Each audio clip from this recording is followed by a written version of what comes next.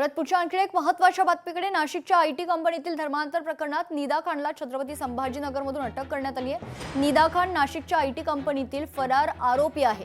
बलात्कार आणि लैंगिक शोषणाचे निदा खानवर आरोप असून निदा खानने अटकपूर्व जामिनासाठी प्रयत्न केला होता।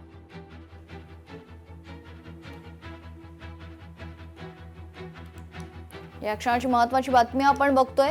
नाशिकच्या आयटी कंपनीतील धर्मांतर प्रकरणात निदा खानला आता छत्रपती संभाजीनगरमधून अटक झाल्याची महत्त्वाची अपडेट समोर येते। निदा खान नाशिकच्या आयटी कंपनीतील मुख्य फरार आरोपी आहे।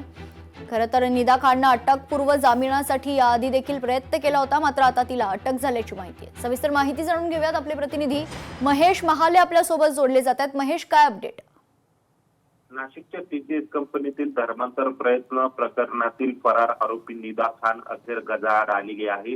हिला छत्रपती संभाजीनगर येथून काल रात्री जे आहे उशिरा ते ताब्यात घेण्यात आलेले नाशिक पोलिसांच्या पथकाने संभाजीनगर येथील गुन्हे शाखेच्या मदतीने ही संयुक्त कारवाई केलेली आहे। खरं तर निदा खान ही तब्बल महिनाभर जी होती ती पोलिसांना हुलकावणी देत होती। अखेर पोलिसांच्या तावडीत आता ती सापडलेली आहे। छत्रपती संभाजीनगरातील नारेगाव येथील एका वसाहतीत कुटुंबासह तिने आश्रय घेतलेला होता। तांत्रिक विश्लेषणाच्या आधारे नाशिक पोलिसांनी तिचा ठाव ठिकाणा शोधला आणि तिला जे आहे ते ताब्यात घेण्यात आलेले। तिच्या मागावर गेल्या अनेक दिवसांपासून पोलीस होत होते, मात्र तिचे ठिकाणे जे होते ते बदलत होती। मात्र संभाजीनगरातील नारेगाव येथे ती राहत असल्याची माहिती मिळाल्यानंतर पोलिसांनी त्या ठिकाणी सापळा रचलेला होता। जवळपास 20हून अधिक पोलीस जे होते ते निदा खान या ज्या ठिकाणी वास्तव्याला होती त्या ठिकाणी पोलिसांनी त्या ठिकाणी सापळा रचत तिला शिताफीने जे आहे ते ताब्यात घेतलेलं आहे। या संपूर्ण काळामध्ये निदा खानने जर बघितलं असेल तर नाशिक, भिवंडी, मुंब्रा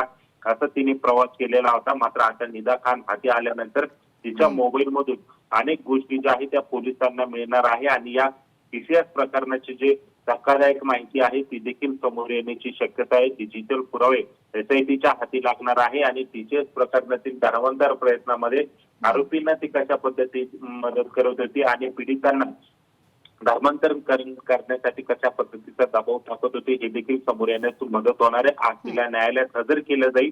आज न्यायालयात हजर केल्यानंतर त्या ठिकाणी युक्तिवाद होईल आणि निदा खान हिला किती दिवसांची पोलीस कोठडी मिळते हे देखील पाहणं आता तितकंच महत्त्वाचं ठरणार आहे।